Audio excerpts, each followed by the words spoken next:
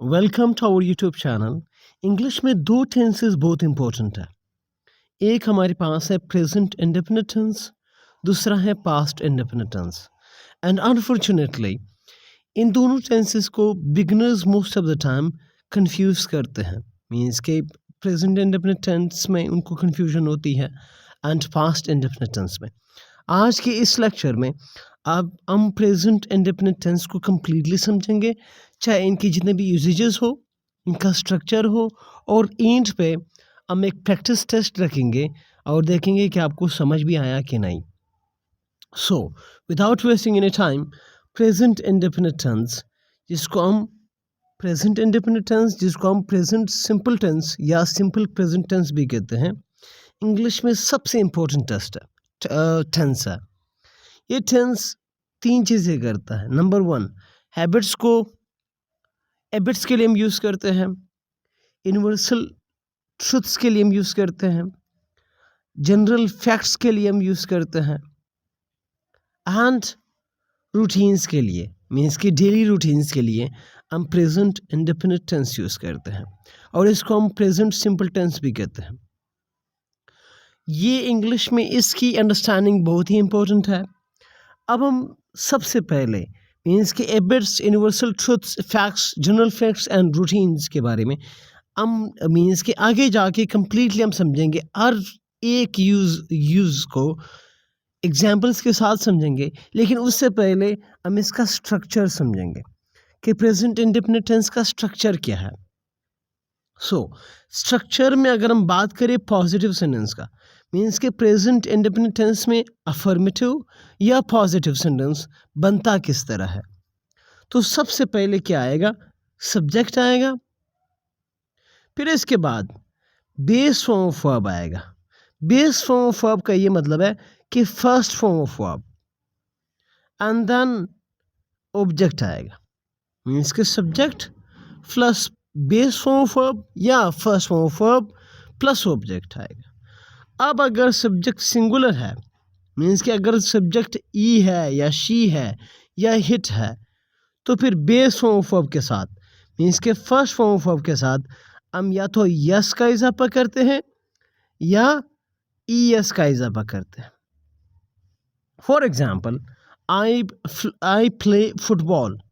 इसमें देखिए, I subject है हमारे पास, प्ले हमारे पास first form of verb means के बेस फॉर्म ऑफ वर्ब है, और फुटबॉल हमारे पास क्या है? ऑब्जेक्ट है।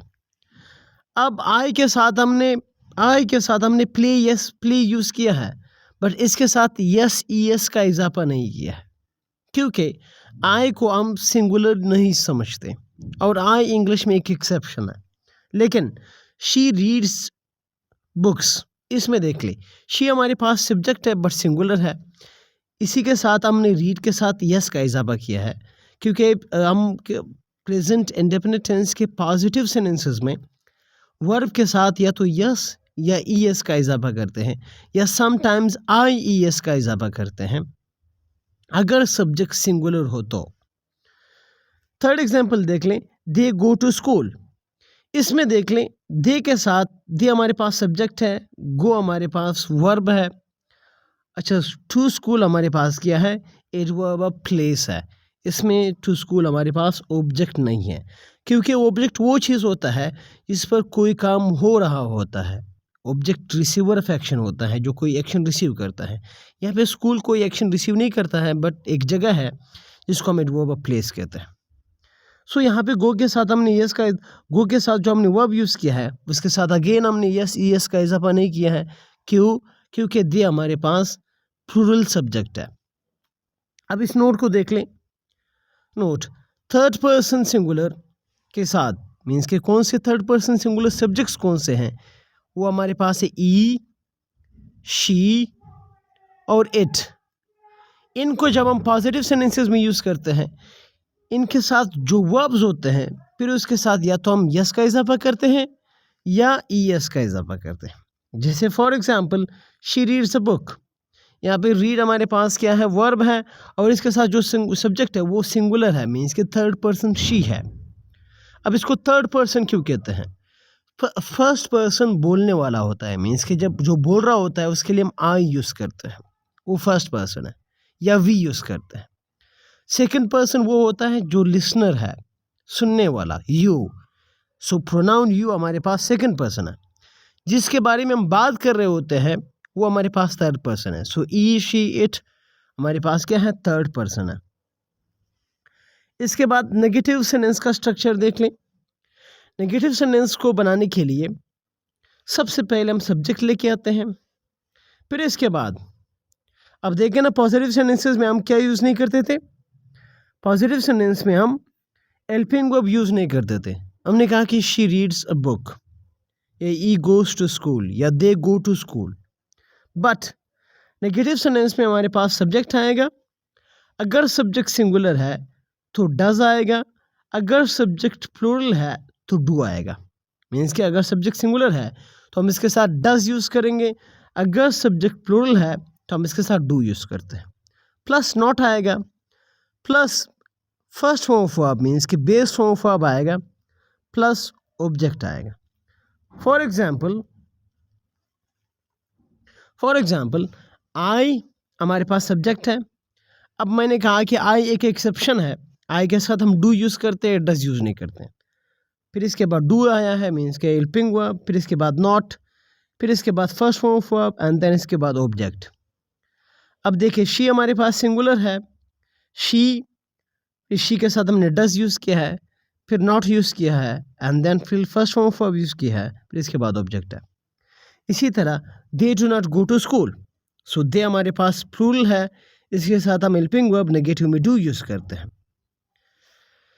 अब देखें, do is used with I, you, we, they. इन चारों के साथ हम नेगेटिव में डू यूज़ करते हैं, डज यूज़ नहीं करते। आई, यू, वी, दे के साथ हम नेगेटिव सेंटेंसेस में डू यूज़ करते हैं प्रेजेंट सिंपल टेंस में, और डज को हम यूज़ करते हैं ई, शी, इट और सिंगुलर सब्जेक्ट के साथ, जैसे कि हमने शी के साथ यूज़ किया है। अब इंट्रोगेटिव सेंटेंसेस कैसे बनते हैं? किसी भी टेंस में इंट्रोगेटिव सेंटेंसेस बनाने के लिए हमें हेल्पिंग वर्ब सब्जेक्ट से पहले लाना पड़ेगा। फॉर एग्जांपल, जैसे कि यहाँ पे अगर सब्जेक्ट सिंगुलर है तो डज आएगा सब्जेक्ट से पहले, अगर सब्जेक्ट प्लूरल है मीन्स के प्लूरल है तो डू आएगा, प्लस सब्जेक्ट आएगा, plus base form of verb आएगा, प्लस ऑब्जेक्ट आएगा, एंड देन क्वेश्चन मार्क आएगा। For example, do I play football, does she read books, do they go to school. इन तीनों सेंटेंसेस में हमने हेल्पिंग वर्ब्स को subject से पहले रखे हैं। सो इंट्रोगेटिव सेंटेंसेस बनाने के लिए हमें सब हेल्पिंग वर्ब को सब्जेक्ट से पहले मीन्स के सेंटेंस के स्टार्ट में लाना पड़ेगा। अब आते हैं प्रेजेंट इंडेफिनिट टेंस के यूजेज के पर, मीन्स के प्रेजेंट इंडेफिनिट टेंस को हम किस चीज़ के लिए यूज़ करते हैं। नंबर 1, प्रेजेंट इंडेफिनिट टेंस को हम यूज़ करते हैं हैबिट्स एंड रूटीन्स के लिए। मीन्स के हैबिट्स का क्या मतलब है? हैबिट वो चीज़ होता है जो आप मीन्स के आदतन करते हैं, हमेशा करते हैं किसी चीज़ को। For example, present indefinite tense is used to describe actions that are habitual और रूटीन। मीन्स के उन एक्शंस को के लिए यूज़ होता है जो आप हमेशा करते हैं, रोज़ाना के बेसिस पर करते हैं, या रूटीन होता है आपका। For example, I wake up at 6 AM every day. मैं हमेशा 6 बजे उठता हूँ सुबह। या मैं 6 बजे उठता हूँ रोज़ाना। अब ये वो काम है जो आप हमेशा करते हैं, इसके लिए आप यूज़ करते हैं। अगर कोई भी काम आप डेली बेसिस पर करते हैं, रोज़ाना करते हैं या हमेशा करते हैं, उसके लिए आप यूज़ करोगे प्रेजेंट इंडेफिनिट टेंस। इसको देख लें, सेकंड एग्जांपल को, she drinks coffee every morning. Again means के वो हर सुबह कॉफ़ी पीती है। इसमें भी हमारे पास मीन्स के और वो काम है जो आप डेली बेसिस पर करते हैं, जिसका आप रूटीन है, जो आपका रूटीन है, इसके लिए भी हमें प्रेजेंट इंडेफिनिट टेंस यूज़ करना पड़ेगा। सो फर्स्ट यूजेज जिसका है हैबिट्स एंड रूटीन्स के लिए हम यूज़ करते हैं present indefinite tense. Second usages क्या है? Universal truths and general facts. अब universal truth and general facts क्या है? Universal truths and general facts वो है जो यूनिवर्सली एक्नॉलेज्ड हो, ट्रू हो और जनरली एक्सेप्टेड हो। इसका ये मतलब है कि कहीं भी जाए तो ये उसी तरह ही होगा। For example, the sun rises in the east, means के सूरज जो है वो मशरिक में तुलू होता है। ये पाकिस्तान में मीन्स कि जहाँ भी जाए, दुनिया के कहीं किसी भी कोने में जाए तो सन तो ईस्ट में ही तुलू होगा। सो ये एक यूनिवर्सल फैक्ट है, ये वो हक़ाइक़ है, ये वो सच है जिसको कोई भी नहीं जुटला सकता। सेकंड देख लें, वाटर बॉयल्स एट 100 सेंटीग्रेड, ये भी आप कहीं पे भी वाटर को 100 सेंटीग्रेड पर वाटर बॉयल करेगा। सो ये वो हक़ाइक़ है, ये वो ट्रुथ है जिसको कोई भी चेंज नहीं कर सकता। इस तरह ट्रुथ के लिए हम यूज़ करेंगे हमेशा प्रेजेंट सिंपल टेंस या प्रेजेंट इंडेफिनिट टेंस। थर्ड इसका यूजेज क्या है, इसको समझे। थर्ड यूजेज इसका ये है कि प्रेजेंट इंडेफिनिट टेंस को हम शेड्यूल्ड इवेंट्स के लिए यूज़ करते हैं, और ये शेड्यूल्ड इवेंट्स कब होते हैं, फ्यूचर में होते हैं। लेकिन इसके लिए हम यूज़ करते हैं टेंस कौन सा, प्रेजेंट सिंपल टेंस या present indefinite tense. So present indefinite tense can also be used to describe scheduled events, especially timetables या programs। जो हम टाइम टेबल्स बनाए होते हैं ना, उसके लिए हम यूज़ करते हैं present simple tense। For example, the train leaves at 8 AM, 8 PM means कि ट्रेन कब जाती है, 8 PM पे। The meeting starts at 10 AM। अब ये 10 AM 10 PM ये ऐसा टाइम है मीन्स कि इसका टाइम पहले से फिक्स्ड हुआ है। फॉर एग्ज़ाम्पल, अगर आप किसी स्कूल या कॉलेज में पढ़ते हो, वहाँ पे यही होता है ना कि स्कूल 1 बजे ऑफ होता है, सुबह 8 बजे मीन्स के ऑन होता है। सो ये टाइम टेबल है, ये टाइमिंग है। इस टाइम टेबल के लिए भी हम प्रेजेंट सिंपल टेंस यूज़ करते हैं, I mean present indefinite tense use करते हैं। फोर्थ इसका यूजेज क्या है, कमेंट्रीज एंड नरेटिव्स, मीन्स के कमेंट्रीज जो भी अगर आप स्पोर्ट्स देखते हैं, ख़ास करके क्रिकेट की अगर आप बात करें या फुटबॉल की बात करें, तो उसमें जो कमेंट्रीज़ होती है, जो तफसीरें करते हैं, उनमें भी कौन सा टेंस यूज़ होता है, present indefinite tense. And narratives, stories में भी हम कौन सा टेंस यूज़ करते हैं, most of the times present indefinite tense. For example, Messi, example देख लें, Messi passes the ball to Neymar. अब ये कमेंट्री है, मीन्स के इवन कि उन्होंने बॉल पास किया होता है, तब भी हम इसके लिए यूज़ करते हैं present simple tense. The hero enters the room and confronts the villain, इसमें देख ले कहानी है, स्टोरी है, वहाँ से निकला है, मीन्स कि आप स्टोरी जब बयान करते हो तो उसको भी आप प्रेजेंट सिंपल टेंस में यूज़ करते हैं। सो ये रहा प्रेजेंट सिंपल टेंस। अब कॉमन मिस्टेक्स कौन से होते हैं वो देख लें। कॉमन मिस्टेक्स आपके कौन से होते हैं और कैसे अवॉइड करोगे। Number 1, incorrect form of verb. Incorrect form of verb का ये मतलब है कि जब अगर आपने सिंगुलर मीन्स के सब्जेक्ट यूज़ करना है, जैसे कि ई है, शी है या हिट है पॉजिटिव सेंटेंसेस में, तो आप उसके साथ yes, E S, I S का इजाफा करोगे।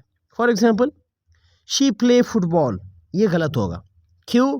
क्योंकि शी सिंगुलर है तो प्ले के साथ तो या तो यस यूज़ होगा या ई एस यूज़ होगा या आई एस यूज़ होगा। ये सेंटेंस करेक्ट है, शी प्लेस फुटबॉल, क्योंकि शी सिंगुलर है और पॉजिटिव सेंटेंस है तो वर्ब के साथ अपने यस का इजाफा करना है। Second, miss use of do and does. Do and does को भी most of the time students गलत यूज़ करते हैं। वो ये है कि डज को हम यूज़ करते हैं ई, शी, इट के साथ सिर्फ के सिर्फ इंट्रोगेटिव एंड नेगेटिव सेंटेंसेस में, और डू को हम यूज़ करते हैं आई, यू, वी, दे के साथ पॉजिटिव सेंटेंसेस में, मीन्स के पॉजिटिव में नहीं, नेगेटिव एंड इंट्रोगेटिव में। For example, does they go to school गलत है क्योंकि दे के साथ हम डू यूज़ करते हैं। सो ये आएगा do they go to school. Next क्या है, वो use of present continuous tense. Most of the time students ये भी करते हैं अनफॉर्चुनेटली कि प्रेजेंट इंडेफिनिट टेंस के लिए वो यूज़ करते हैं प्रेजेंट कॉन्टिन्यूअस टेंस, जो कि बिल्कुल गलत होता है। For example, I am going to school every day, मैं हमेशा स्कूल जा रहा हूँ, ये गलत है क्योंकि एवरी डे जो हमेशा कोई चीज़ होता है उसके लिए यूज़ करोगे present indefinite tense. I go to school every day, मैं हर रोज़ स्कूल जाता हूँ या जाती हूँ, ये सही है। अब प्रैक्टिस एक्सरसाइज देख लें, इसको आपने ही कंप्लीट करना है। Fill in the blanks with correct form of verb, इसमें कौन सा वर्ब आएगा। फॉर एग्जाम्पल शी, अब इसके साथ क्या, शी के साथ क्या मीन्स कि रीड के साथ हम वर्ब यस का इजाफा करते हैं या नहीं करते, वो आप खुद देख लें।